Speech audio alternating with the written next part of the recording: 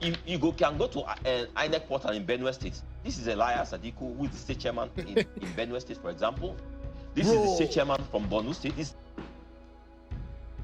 This guy is ready. Like, he actually brought them live to the studio for them to present their evidence. So it wasn't really playing around, and he wasn't joking when he said that, hey, this guy actually defrauded the party stakeholders by forging signatures. He actually brought them to Channels TV. It's crazy. The state chairman Nasarawa, this is the acting chairman from Akwa Ibom, right? And look at the signatures there. He's brought his international passport so he can cross. So let me ask you, gentlemen, are you aware that the party was going to hand over to the Atiku-led opposition coalition? No, I was not aware. Did anybody have this discussion with you? I was not briefed. We were not briefed. We understand there were meetings, and that all the structures of the party have been handed over to the David Mark and Aregbesola-led ADC. If I was in agreement, I would have been in a meeting. They did that, the unveiling on the 3rd of July, because I know that what they have done is fraudulent. You can see everything they have done about me, Honorable Elias Atiku, is fake. Okay. Look at my passport, look at the name here, and look at the name here. Everything is forged. And see the signature, see my signature here. Does it correspond? Are you aware of who did this? No. It's brought by the party. I assume that it's the party who has done it.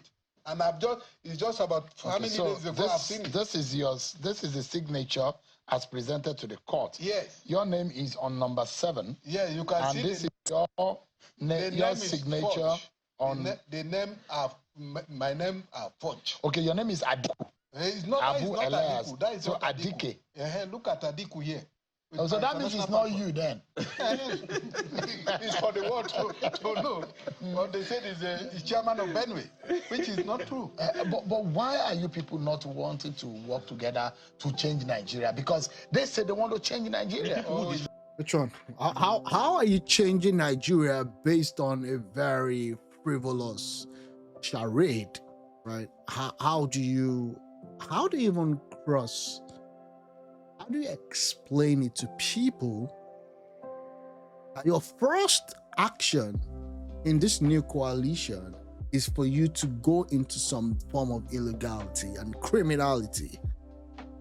Truly, possibly, they still remain the structure of criminality, as it will be called them. Nigeria, we want to change Nigeria. What are you talking about? We want to change Nigeria.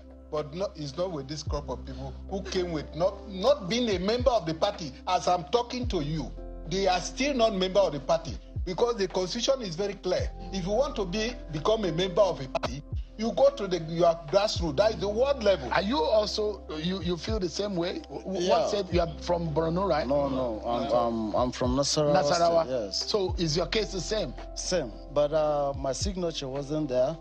They omitted your signature. No, I'm not part. It's not. Okay, it's just Borno.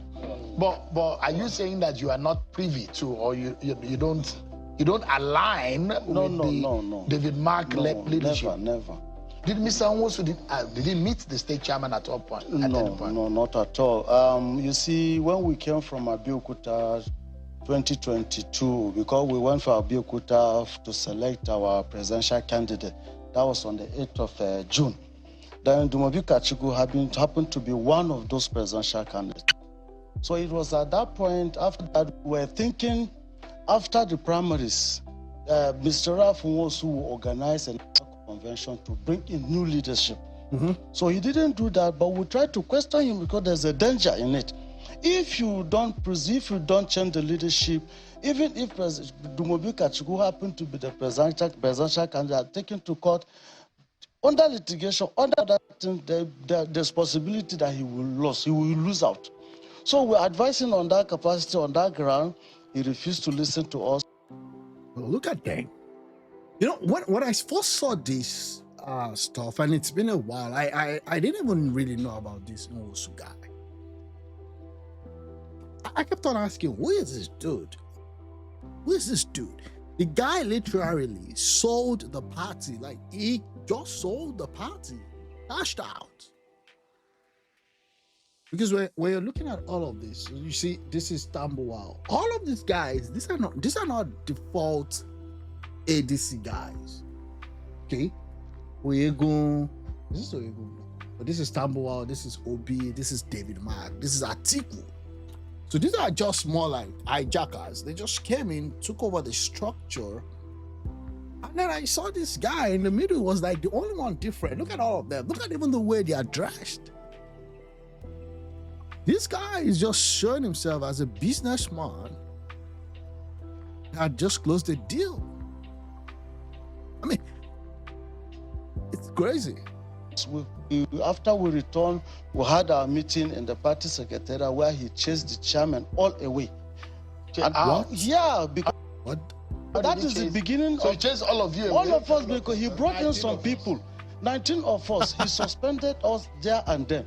So from there, when we went to court, Justice Binta Enyako, she gave us the judgment that, of course, Ralph Nwosu is no longer the term because his tenure has expired. That's what we're telling As a you. lapse.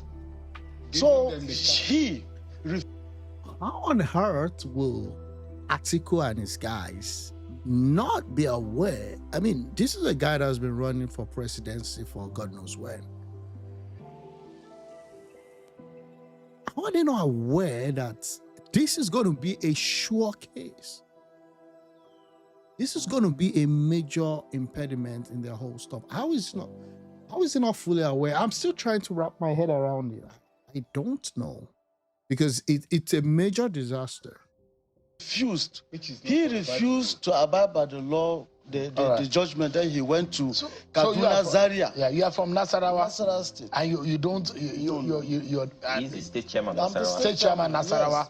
You're also state chairman, I'm chairman, acting chairman, Akwa Ibom State. Akwa Ibom State. Yes. And you are also not aware of I'm this. not aware of it.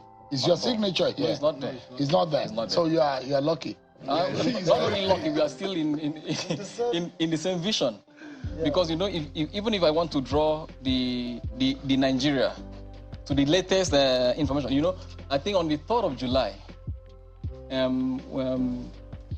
Nwosu said he's no more the national chairman, but on the 29th of July, he signed this letter, this very document, to INEC as the national chairman. Wow. So you can see the level of illegality. You guys have been, your structures have been dismantled. That's what we understand. No. At the national level. No. Do you still control your party? But I'd rather use the word hijack, not dismantle, because if you said dismantle, that means they have the legal right to just, take off that structure. But I would say it's been hijacked. And the reason why they're going to court is to legitimize their own structure. So now you've got factions. The same thing. I mean, when you do the same thing over and over and over again, and you're expecting a different result, that's insanity. I mean, LP, you should have learned from LP. You could have learned from SDP. Now, I learned that SDP already banned Arufai. And the ban was that he made some forgery and all of those. I'm still going to go into that case and review it. This same Arufai was the same guy I know would have agreed and, okay, fine. Oh, this is approved. We can use the ADC. Because that was his excuse that, the ruling party would always go to all these newer party and smaller party to cause a bigger problem. And what Arufai said was that, okay, fine. ADC is free from all of those encumbrances. That was what he said. Now, we're getting to know that ADC's case might even be worse than SDP, LP, and the likes, and even PDP. At your state level. Federal states. By the constitution, we are going on the 12th of May 2026. Yes. That is the aspiration. You are the state chairman from Borno. Borno State, yes. Borno, is your mandate still standing? Of course. Is your name here? My name is here, yes. Okay. Kala, yes. Oh, your name is on the number what? Number what is it now? Is your signature Number 4. Number 4. Malam Muhammad Khalid. Yes. Yeah. Is that how your name is spelled? No, it's not to be Khalid. It's supposed to be Kala. Kala. Yes. But so that's not you. So what are you also doing if you feel that your signatures have been forged and things are not going? You are just 4. I don't know if it's only 4 of you. More. You are more of you. Yeah. Whose signatures were forged? Yes. So what are you going to do right now? It's before, like I said, our lawyers are taking a petition before the police and the DSS. Yeah. We want to see what they will do. Obviously, you understand that the government of the day benefits from the crisis within our party. Of course. So that is why I'm putting it in the poor view of Nigerians to understand that this crime has happened. We petition the police and the DSS, and we want to see what they will do, seeing that a forged signature was used to procure a judgment in the High Court of Appeal in Rivers State. It's serious. Wait. A forged signature used to procure a judgment. So it's not just forgery. Forgery is one. But again, if you had actually presented it to the court and you know that this was a forged signature, and you go to the court, because when you get to the court, you're going to do like this. Okay, I certify that all of this is true. And if you knew that it was forged and you went ahead to present that, that's perjury. These are real criminal cases.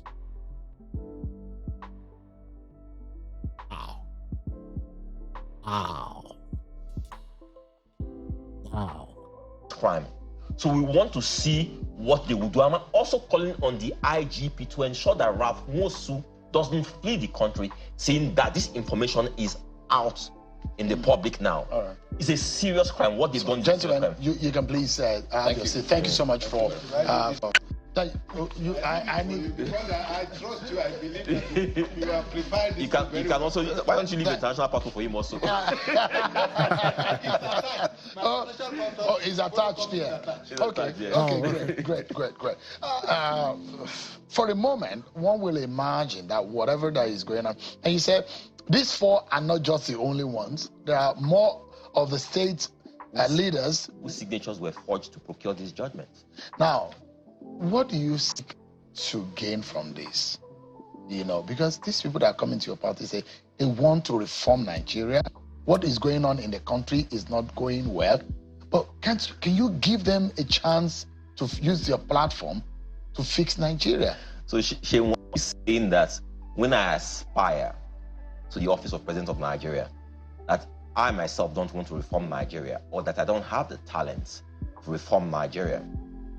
Last time I was here, I said, when you have a situation when people have set a building on fire, are those the same people who you want to put out the fire? So that's our situation.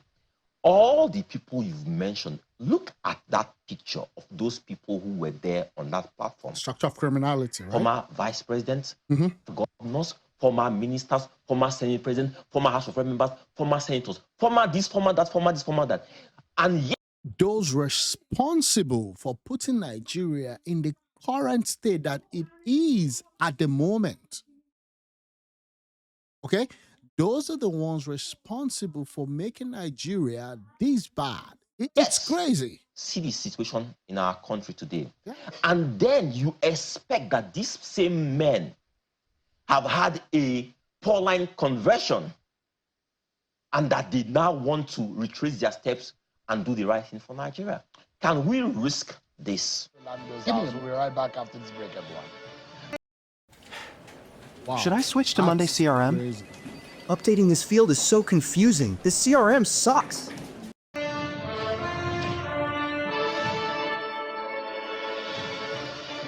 Thank you so much. Moments on the program now with Mr. Dumebi Kachiko. Mr. Dumebi Kachiko, you heard a lot of Nigerians just have their minds on how to rescue this country. And that's why the sojourn of some of the Atikus of this world to your platform, ADC, but you are rejecting them now. Shion, let me address very squarely what former Governor Sule Lamido said. It reeks of hypocrisy. It is injustice, inequitable. It is the height of the injustice we've seen displayed in Nigeria from time immemorial. when President Jonathan was in office, we saw this hullabaloo about his non-performance, that he was a wimp, that he had nothing to offer, that governance had completely failed. They rallied Nigerians and bullied that man out of office. Again, let me talk about Goodluck Jonathan. When Obasanjo left, of course, this guy got into the fray. What's it called again? Yaradua. And Yaradua was sick. Yaradua was not doing well. So apparently Jonathan took in. Jonathan single-handedly destroyed almost everything from security. It was during Jonathan's time we started having all these 20 different kind of exchange rates. Alison Madueke, if you still remember that name, she's in exile right now, technically. Her corruption was so bad that she had to leave the country. And this was not even political persecution. It was serious corruption. And you had so many things happen. Remember, it was during Jonathan's time that, what's it called again? What's the name of this guy? Sanusi Lamido Sanusi, the CBN governor, was pursued because he said that there was $20 billion that was missing in the coffers of the country that couldn't be accounted for.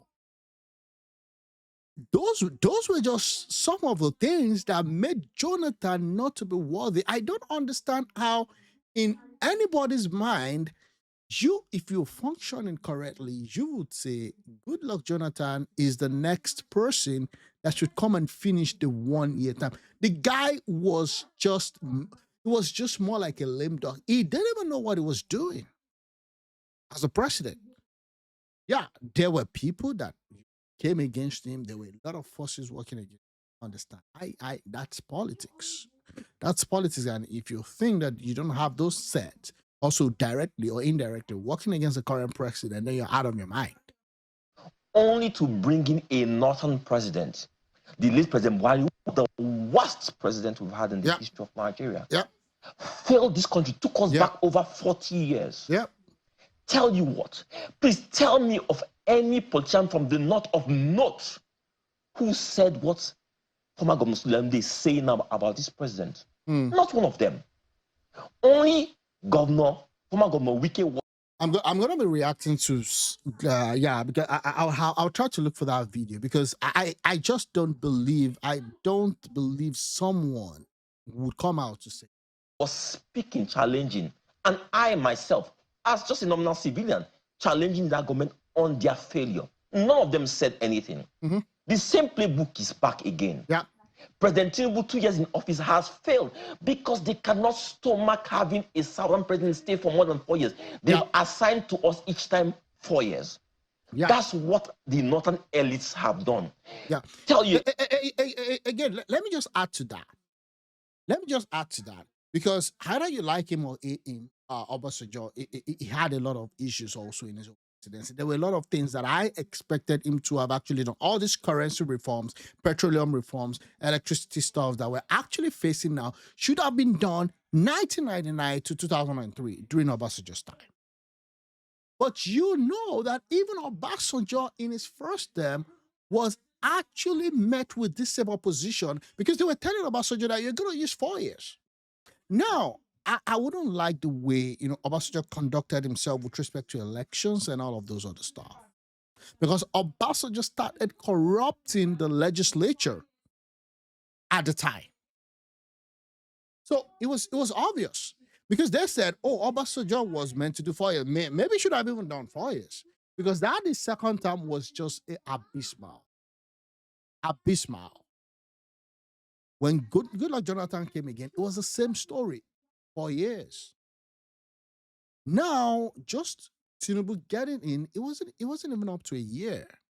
Like it was crazy. It wasn't even up to a year. They were like, oh, okay, it's fine. This is the time for this guy to go. And it was just in 1 year. You had El Rufai already making moves, trying to connect all these other people, to to just leave Tinubu and just hang him dry. The same script, the same thing. So they want you, when you get in there, you have to actually, kowtow to the north, else they're going to destroy your president, invariably. Something again. The situation in North, I grew up in Kano. For over 40, 50 years, we watched a situation where we've had a lot of northern head of states, northern presidents, and the situation in North has not changed.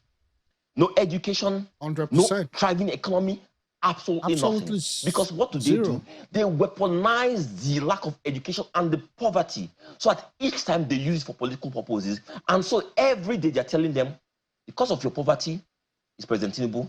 Because of your poverty, is that we have a southern president. It's not even about President Tinubu, it's about those of us in the south. Obi is not acceptable. Nobody in the south is acceptable. So now what are they doing? Let me tell you the playbook today. Field President Jonathan, field Obi, we support you. So that in the south, we have a lot of candidates. Wow, and then they'll field. Wow. I didn't even think about that. Yeah, that makes perfect sense. So you've got Obi for LP. There's ADC now, right? And then Obi could hide that defect to PDP because I learned that he's now talking to them. They want him to come to PDP because they believe that most of the PDP governors, even if they are not, in the ADC, they will still want to work for Tinubu. So let's give them Obi. Let them work for Obi. Let them break Obi's Tinubu's hold in the south. So that then Atiku does not want to field Obi even as the VP. And forget about Obi being the front runner of ADC. It's going nowhere. So now they want to destroy the vote block for Tinubu so that Atiku can then, just move into power. And Atiku. If these men, these few northern elites are honorable, I challenge them today to say, just like we did in the south when former President Buhari had failed, that we will field a northern candidate because he's the turn of the north, and former Vice President Atiku Abubakar was fielded. I challenge them today to say, guess what, guys? In our so-called power rotation agreement, it's none of the South. We are not happy with President Tinubu. We will let Southerners field or will support a Southern candidate. I bet you, I stake my last dime on this. They will never agree to this. The plan is that they will field a strong northern candidate and have a plethora of southern candidates in the field, so that come 2027, they'll take over power again. All right. And again, let's just think about it. Since 1999 up until date, go write it somewhere, there have always been a northern president running. Always. On all ballots. A northern president. When it was the time for, and I'm talking about notable, I'm not talking about Showore and all those stuff. I'm talking about notable, right? I'm just talking about PDP, APC, ACN. There's always been, since 1999 up until date, there's always been a northern president. So even when you said it was the turn of the South with Tinubu, we also still had a northern president. And when Tinubu said it was my turn, it wasn't even talking about it was my turn as a southern president. That was a party's construct. They were just having their own primaries. So within the party's arrangement, that was what it was trying to imply. It was a different ballgame entirely. Taking over power, I want to say this. Look at the state of the North today after 8 years of the late President Buhari. All right. Look at the poverty. Look at the dilapidation. Yeah. We need to tell ourselves the truth. And Southerners keep on making this mistake. We are always politically correct. We're totally out of time, Mr. Kachiko. Well, thank you so much, Mr. Dumedi. Yeah, I mean, that's it. I don't know. Yeah, it's crazy. It's really, really crazy. So this is the cases, right? In the last presidential elections, I campaigned for meritocracy, insisting that we should leave region. Let's stop this. We're gonna listen to that, but before we go to that one, let me just show you this highlights of the current ADC case in court, Nigerian coalition. Let's see. So ADC is embroiled in the legal battle in Nigeria over its interim leadership, which is central to a coalition aiming to challenge Bola Ahmed Tinubu. These are the highlights. Number one, there's a lawsuit detail. Number three, ADC members, okay, they filed a lawsuit. So this is even different. Challenging the appointment of interim leader. This guy, Rahul Faregbeshola, and this guy, Bolaji Abdullahi. The plaintiff argued that this appointment violates ADC constitution and were made at an illegally convened meeting, claiming that Chairman Ralph Unwosu, lacked authority to facilitate the transition. They seek to nullify the appointment and prevent INEC from recognizing the new leadership. That's the first case. That's the first case. Now, look at this. 97 lawyers. So already, like the party is just being birthed, the coalition, and you already have a case and you already have 97 lawyers. So look at the cash drain that is coming out. Look at the distraction. So there's no more focus. I thought by now, what the opposition should be doing is, how do we get Tinubu out of power? No, then that's not what they're doing. They're doing what? How do we settle our internal fraction and internal crisis? They're alleging that APC, the usual bogeyman. Usual bogeyman, APC. APC is using what? Non-members, okay, to destabilize the coalition. The party claims the plaintiff name do not appear in his membership record in Kogi or Nasarawa State, labeling the suit as a fake. So now they're saying APC. So this is how it works. Once you don't get your internal politics right, every other party, every other powerful party will always come in. They will just go in and destroy whatever is left. So I don't blame APC. I mean, if APC goes in there and then like buy over all these disgruntled individuals, that's part of the game. Sorry. Because before you go ahead to form this so-called coalition, you should have done your own work. You should have known where are the necessary weak points in all of this, and how do we correct that? Internal party tension. This case has deepened division within the ADC. Some state chapters. So we had Akwa Ibom, we had all this there. They've criticized the leadership transition as undemocratic and an hostile takeover. It was an hijack. It was a real hijack that happened. Okay, so don't deceive yourself. Now, former ADC presidential candidate Dumebi Kachiku, that's the guy that we just listened to, alleges a takeover. It's an hijack by outsiders, Atiku. Of course, Peter Obi has vowed to challenge illegally. Now, Peter Obi, I'm not so sure, because Peter Obi was not really out of the vehicle, I would say that form. Yeah, it was in meetings, but you could see that it doesn't really have the sway. It doesn't really have a big controlling stake in ADC. And that's why he's been able to pause and say, oh, this is crazy, right? This is really crazy. I don't even know what's happening. Now he's now trying to get back to LP, but LP also has his own problem. LP has its own problem. Now, the coalition brother strategy, the ADC is the chosen platform. Okay, they want to unify against Tinubu. I don't think that's possible anymore, but we'll see. Possibly they end all this, their brouhaha or their issues. The legal challenge threatens to derail this momentum. It's already derailed. And that's it. That's the problem. That's really what is happening right now. I don't know. Let me see if there's any. Again, ADC.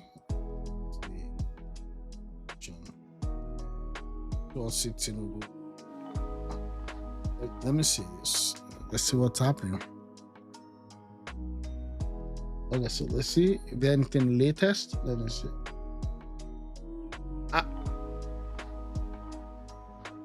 Okay. I know Tinubu's weakness. I'm gonna see. There was an interview that Amechi gave.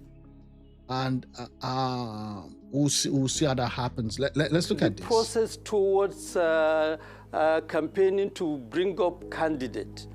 Leaders have different opinion. I mean, look, some of the things they are aware, of course, of written understanding, which was why I referred to the role, in fact, the critical role played by Chibisi Akande is being underplayed in the whole debate.